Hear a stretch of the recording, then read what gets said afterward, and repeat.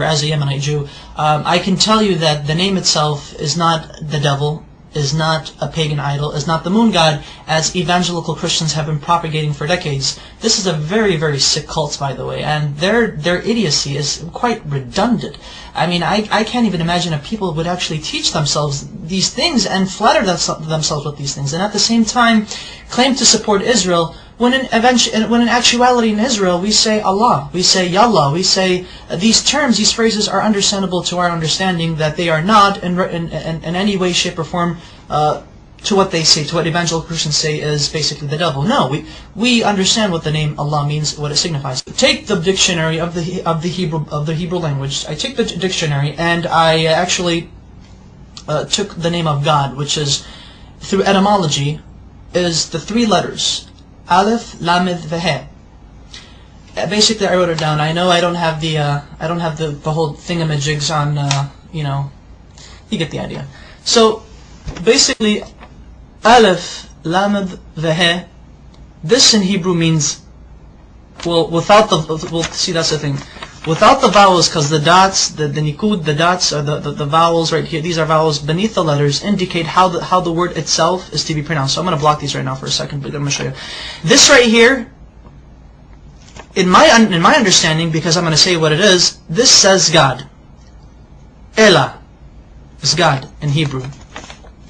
Now with these two right here, with these two vowels, this is the Fatah Sagol, Fatah Sagol. This would indicate that this would turn the word God, which without these vowels it would be God, Elah. Now it would be Olo, Olo.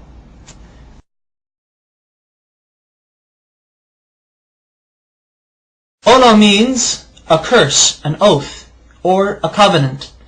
Christian evangelicals love to use this. They like to say, but you see, Allah, with these vowels, indicates that Allah is a curse. Therefore, the Muslims are worshipping an evil God who was a curse onto humanity. These evangelical Christians, they're nutcases, they're nutbags. And I took it upon myself further to actually see how they got this idea that Allah, the Arabic name of God, is a curse, and more recently is the devil. I don't know how they do it, but they do it. Allah is not the devil. God forbid. May God even forgive me for saying such horrible things. But here's the Hebrew version of the Arabic name Allah once it is written in Hebrew. The Arabic name Allah has 4 consonants because Hebrew is like Arabic. It's almost similar. Same alphabet, same thing, just different script. This is the Arabic name of God. This is how the script is. This is what it's connected, because Arabic is a cursive language. This is the connected form, but however it is 4 letters. 1, 2, 3, and 4. I'm going to have to baby you guys into this. Now this is the name of God, Allah in Arabic, but broken up. So that way each letter is given its position. This is Aleph, this is Lam, this is Lam, this is Ha. So Allah. Okay. Now this right here, Allah in the Arabic script, this is how it would become rendered in the Hebrew rendition. That way, Allah in Hebrew would be Aleph, Lamed, Lamed, He. Okay. Now, how do we get this? Which this right here, this basically means cursed. And the only reason why this means it's cursed because of these 2 vowels. There are 7 letters in the Hebrew language that look like this, that have these 3 consonants. There are 7 Hebrew words in the Hebrew language that have these 3 consonants, and they're both the same. How do Hebrew-speaking Jewish people or non-Jewish people know? How do they differentiate? How do they know when a curse means a curse and God means God? Because this right here, without the vowels, this literally means God. This right now, God. This says Elah, Elah. Now with the vowels, it means Olah, which means a curse. Look at this right here. I'm actually going to write down the proper Hebrew name of God with the correct pronunciation. This is how we know. This is how we could tell when God is God, and when the letter represents, or when the word is God, or when the word means curse. Okay. There we go.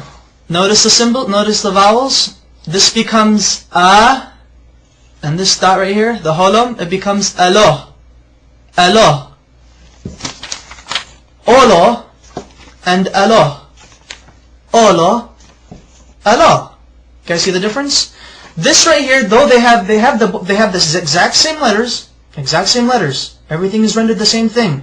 However, the use of vowels in the Hebrew language allows us to make distinctions between the understandings of what the words mean, what they imply. This may mean curse, but this at the same time may mean God. Okay, that's fine. In Arabic, God can also be written without using two L's. So it could actually be Alif, Lam, Vahe. So Elah, which is the exact same thing as Allah.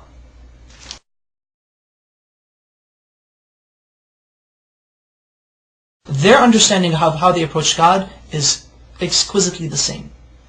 We do not share the system of belief with Christians that they and us worship the same God. No, we do not. So help me God. But Christian evangelicals do not worship the God of Israel. They do not worship the Islamic perspective of God. Maimonides, one of our greatest philosophers in Judaism, as well as a religious philosopher of Judaism, has quoted extensively in his beautiful Igeret Teman, or the Epistle to Yemen, in which he was basically teaching and basically answering many questions brought forward to him.